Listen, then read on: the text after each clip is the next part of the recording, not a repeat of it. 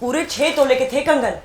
गुड्डी बीबी को बोलो अपनी अलमारी में तलाश करे। बीबी मोशक वो कह रही हैं कि उन्होंने आपको ही दिए थे। अरे मुझे नहीं लौटाए उसने, नहीं है मेरे पास।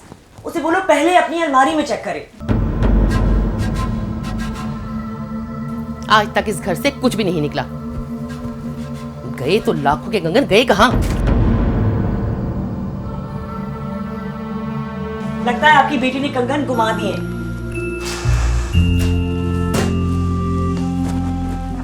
कंगन यही कहीं होंगे बीबी, आप ध्यान से देखें, खामखा शोर मचा रही हैं आप।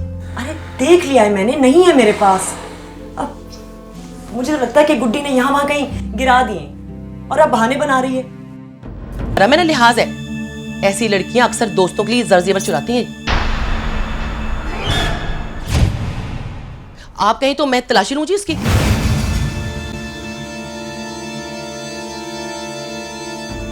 नहीं नहीं, वो ऐसी लड़की नहीं लगती। जरूर गुड्डी ने इधर कहीं रख दी होंगे। पूरा कमरा कंगाल मारा है जी, कहीं नहीं है। और हमें इस लड़की की आदतों का क्या पता। आपने भी तो सीधा सीधा उसे गुड्डी बीबी के कमरे में पहुंचा दिया जी। बच्ची बच्ची नहीं है जी, वो अच्छी खासी पूरी है। उसके ना मामू के बेटे का फोन आता है, उससे ना खुली डुली आशिकाना बातें करती रहती है। देखिए बीबी जी, गुड्डी बीबी की ज़हनियत खराब हो जाएगी जी। अगर आपने उसे काम पे रख ही लिया तो उसे माँ के पास रहने दें। खैर छोड़ो इन बातों को, बाद में देखेंगे। पहले मैं कंगन तो ढूंढूं, मेरे माँ के थे। चलो मेरे साथ चलो। गुड्डी, तुम्हें किसी चीज का कोई एहसास नहीं है। तुम्हें अंदाजा है कि वो अम्मा के थे। हमारा खानदानी जेवर है वो। दादी अम्मा के हाथों के थे, 100 साल पुराने। मुझे तो याद पड़ता है कि मैंने आपको दिए थे। कब, कहाँ? यही तो याद नहीं है, शायद शब रात को दिए थे। नहीं है उस जेवर में, मैं देख चुकी हूँ। तभी तो मंगवा रही थी तुमसे। अब मुझे नहीं याद तो क्या करूं? रखे कहाँ थे तुमने? कितनी बार बताऊं, सारा जेवर मैं ड्रॉ में ही रखती हूँ। किसने साफ की थी अलमारी तुम्हारी? जी मैंने की थी। देख बच्चे, अगर तूने गलती से उठा लिए हैं तो खामोशी से वापस कर दे। बस यूं समझना ये बात कमरे से बाहर नहीं जाएगी। बीबी मुर्शिद, मैंने गुड्डी बीबी के सामने अलमारी साफ की थी। मैं तो कहीं गई भी नहीं हूँ, यही हूँ कमरे में। रहने दे। अभी ये कुछ देर पहले जो तू नीचे भागी भागी जा रही थी, क्या करने जा रही थी बता? अम्मा ने मोबाइल मंगवाया था, मामू से बात करनी थी। एक तो ये मोबाइल तुम लोगों के लिए नशा बन गया है। बेटी बात कर चुकती है तो माँ शुरू हो जाती है। खैर, इसका इलाज भी करते हैं, पहले कंगन निकलवा लें। सच सच बता, कहाँ है कंगन? बता। मुझे नहीं पता। गुड्डी बीबी आपके सामने सिर्फ मैं मोबाइल हाथ में लेके गई थी ना।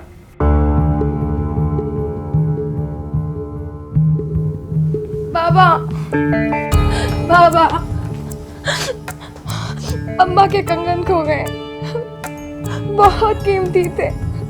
अब क्या होगा? चुप, बिल्कुल चुप। और साईं, इस बार आप अपनी बेटी को बचाने के लिए बीच में नहीं पड़ेंगे। वो कंगन मेरी माँ के थे और मुझे हर सूरत चाहिए। अगर ना मिले तो मैं आपको बता रही हूँ, मैं आपकी बेटी का वो हश्र करूंगी जो इसको सुधारने के लिए काफी होगा। खानदानी लड़कियों को खानदानी चीजें संभालनी पड़ती हैं। अम्मा, मैंने कहाँ किए होंगे? या आपको दिए होंगे या फिर इसी ड्रॉ में रखती हूँ। जब मेरे पास नहीं है, तुम्हारी ड्रॉर में नहीं है, तो फिर गए कहाँ?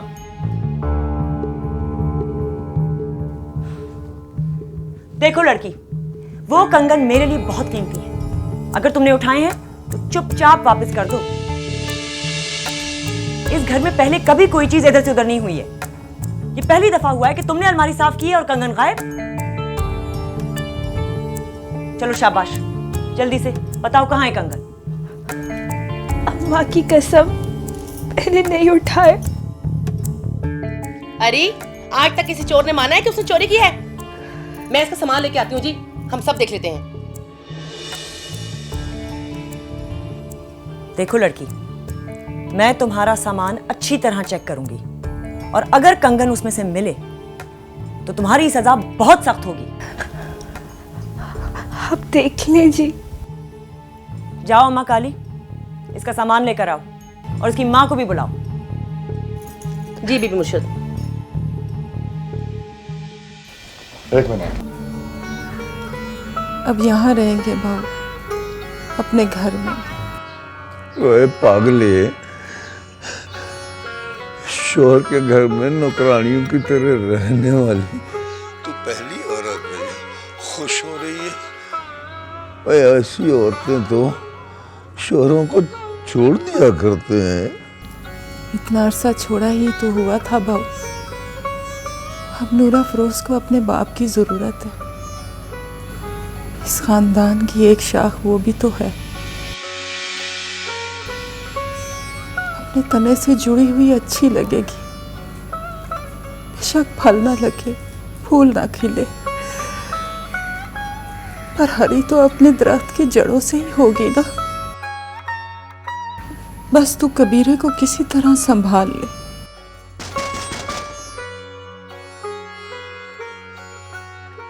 अच्छा भाऊ, कल करूंगी फोन। फैसला भी हो जाएगा।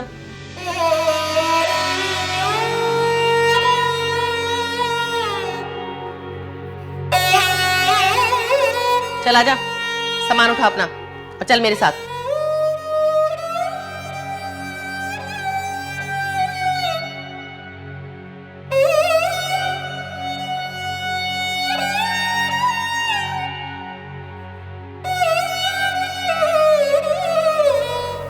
या अल्लाह, इतनी जल्दी कैसे पता चल गया सबको। नी आजा, जो होगा देखा जाएगा। गैरतमंद गुनहगार बन, आंखों में आंखें डालकर सजा भुगत।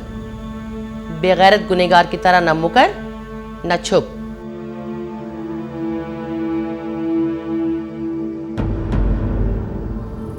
चल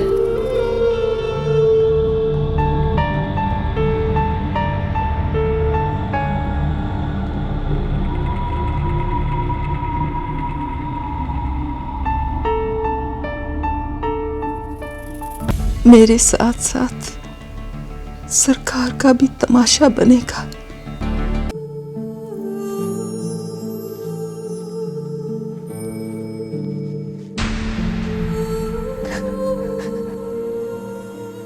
जी बीबी मुर्शिद, आपने बुलाया? देखो,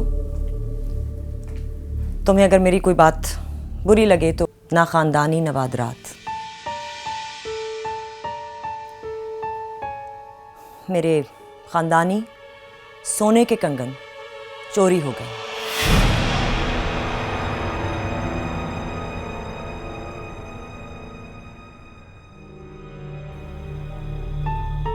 इस घर में सब भरोसे के हैं, पुराने हैं, इसलिए सबसे पहले तुम्हारा सामान चेक किया जाएगा। नहीं, मैं नहीं चाहती कि कोई और चेक करे, तो बेहतर होगा कि तुम ही मुझे दिखा दो। जी, आप खुद देख लें।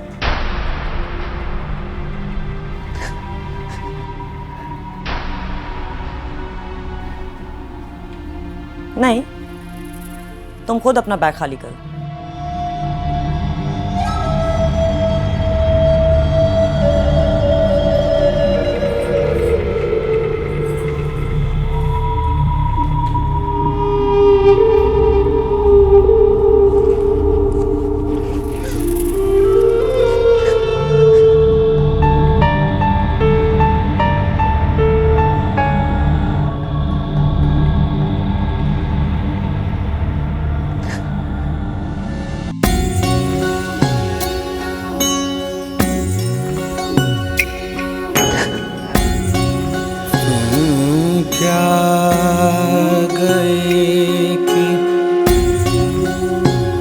टूट गया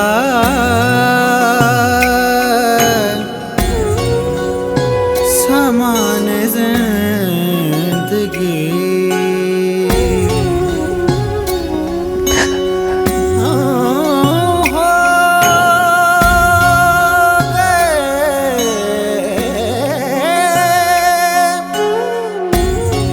बेसरो सामा तेरे बगैर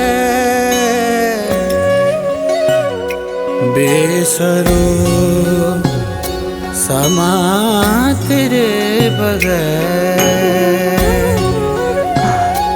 ये देख लें बीबी मुर्शिद,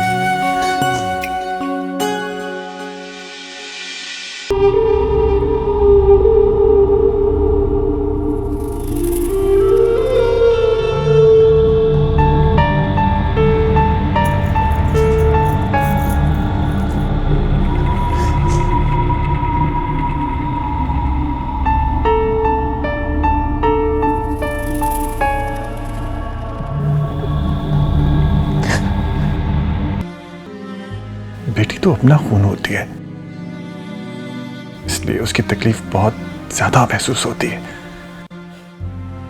वैसे बड़ी ड्रामेबाज है ये गुड्डी। कसम से मैंने उसे इतना नहीं डांटा जितनी उसे शिकायत कर डाली।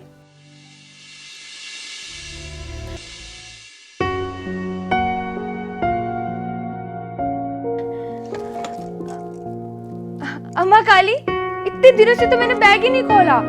पता है, यूनिवर्सिटी में फेयरवेल में पहने थे ये मैंने।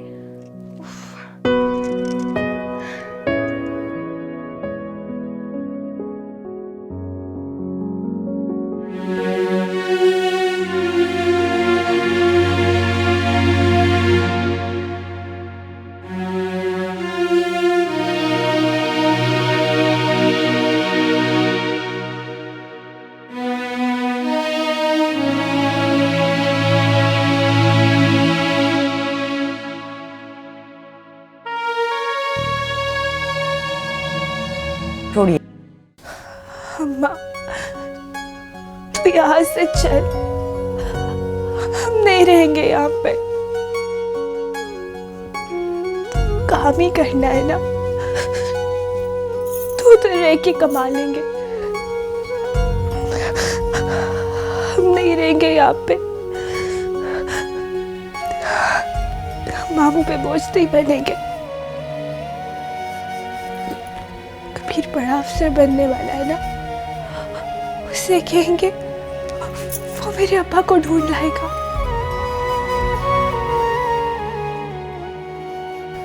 तो यहाँ से चल अम्मा।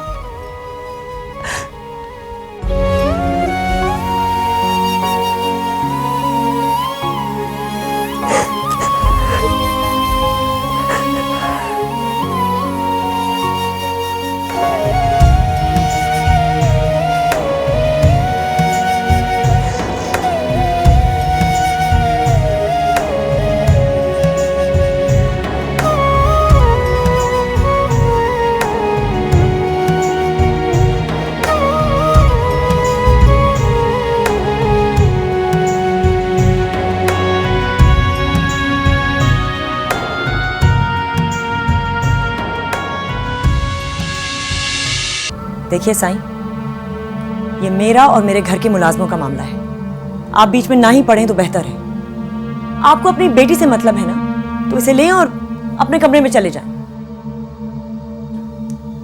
और वैसे भी ऐसी सूरत में तलाशी ही ली जाती है ना, तो क्या हर्ज है। जाओ ना अम्मा काली, बुला के लेकर आओ इसकी माँ को और सामान भी लाओ। मोहब्बत करने का कोई हक नहीं होता, ये बहादुरों का काम है जो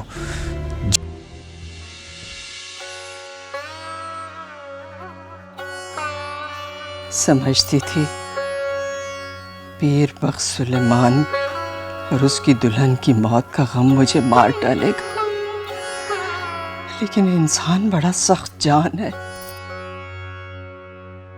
वरना बूढ़े माँ बाप जवान बेटे और बहू के मौत का सदमा कैसे बर्दाश्त करते। मर मर के जी उठी और उठकर खड़ी हो गई। शायद तुम्हारी खुशियों के लिए वक्त सुबह सबके हिस्से के जेवर बांट दिए हैं, बस एक तुम्हारी दुल्हन रहती है।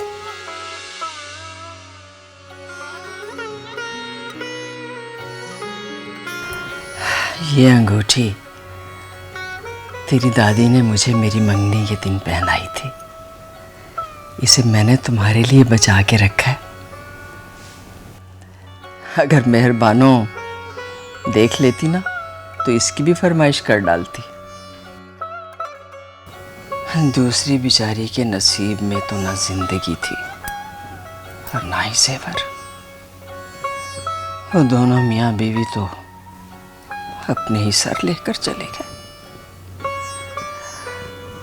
उसका सारा जेवर एहराम की दुल्हन का है। उन्हें गए 4 साल भी गुजर गए। क्या कर रही हैं अम्मा?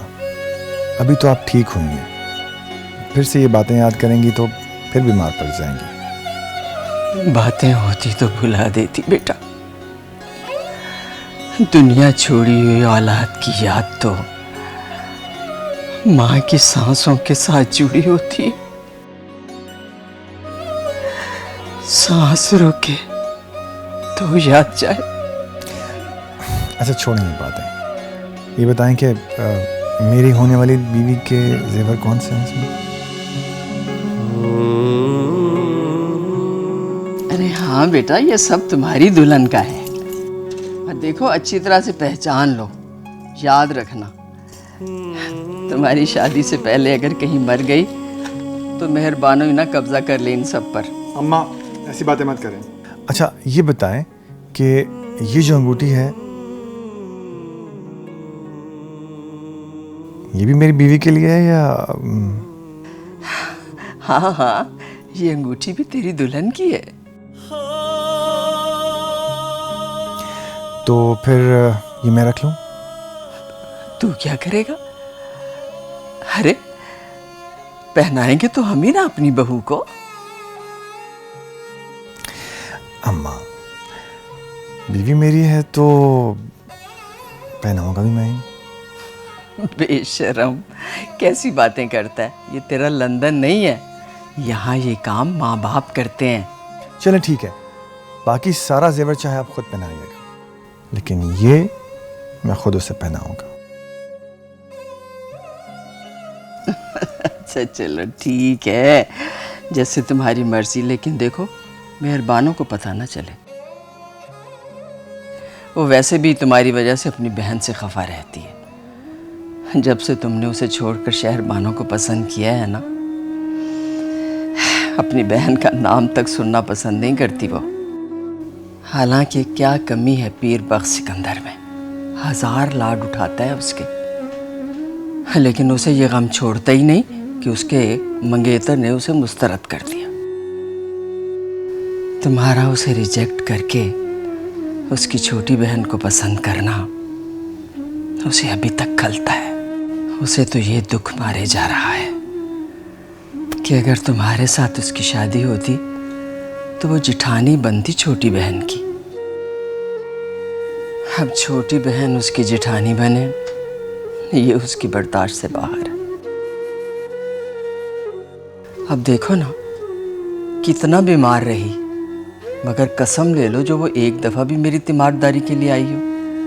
अरे वो तो अल्लाह भला करे इस मलका का।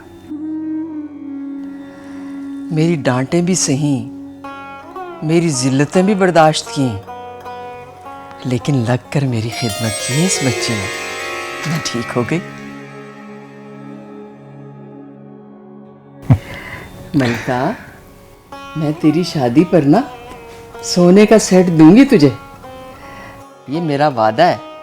बल्कि मैं तो तेरा पूरा जहेज बनवाऊंगी। हाफिज फजलदीन का एक पैसा भी खर्च नहीं होने दूंगी, देखना। अच्छा ये तो बता, कहाँ मंगनी की है तेरे अब्बा ने तेरी? अरे मैं तुझसे पूछ रही हूँ। जी जी, वो चाचे का बेटा है। अच्छा